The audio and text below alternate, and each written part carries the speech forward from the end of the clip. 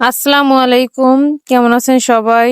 প্রতিটা মেয়ের জীবনে একটা স্বপ্ন থাকে, তার একটা বাড়ি হবে, মনের মাধুর্য দিয়ে তৈরি হবে একটা বাড়ি, সেখানে সংসার করব, সেখানকার রানী হব একমাত্র আমি। এরকম স্বপ্ন প্রতিটা মেয়েরই থাকে, আমারও ছিল। আলহামদুলিল্লাহ, আপনাদের দোয়ায় আমার ইচ্ছা পূরণ করতে পেরেছি। তো আমিও একটা বাড়ি তৈরি করে ফেললাম। আর আমার এই বাড়িটা অনেক শখের বাড়ি, তাই আমি বাড়ির নাম দিয়েছি স্বপ্নের বাড়ি।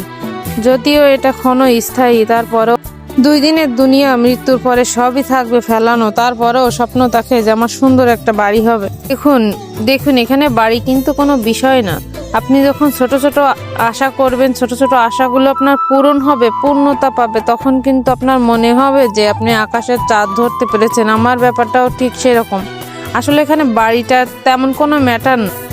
ছোট একটা স্বপ্ন ছিল যে ছোট একটা ঘর হবে, সেখানে নিজের মনের মতো করে সবকিছু সাজাবো, নিজের মনের মাধুর্য দিয়ে। সবসময় নিজের চাহিদাগুলো ক্ষুদ্র রাখার চেষ্টা করি। নিজের চাহিদা যখন ক্ষুদ্র থাকে, তখন সেটা একদিন না হোক একদিন পূরণ হবে। আমি যদি এখন স্বপ্ন দেখি আমি বিমান চালাচ্ছি, আমি একটা বিমান কিনবো, সেটা কি কখনো পূরণ হবে? সেটা কখনো পূরণ হওয়া সম্ভব না।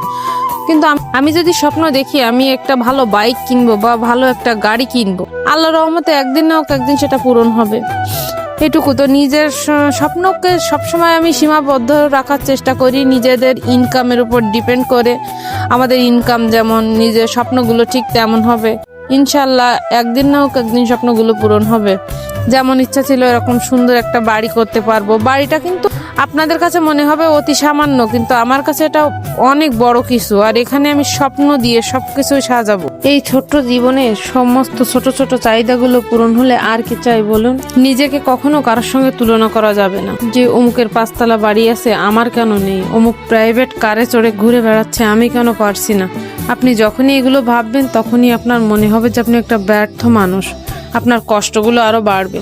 আর আপনি যখন মনে করবেন রাস্তায় একটা লোক তো ভিক্ষা করছে, আমি তো দুমুঠো খেতে পারছি, একটা লোক রেল লাইনের ধারে রাত কাটাচ্ছে, কই আমি তো একটা বাড়িতে আছি, তখন দেখবেন মনে হবে আপনার চাইতে সুখী মানুষ পৃথিবীতে আর কেউ নেই।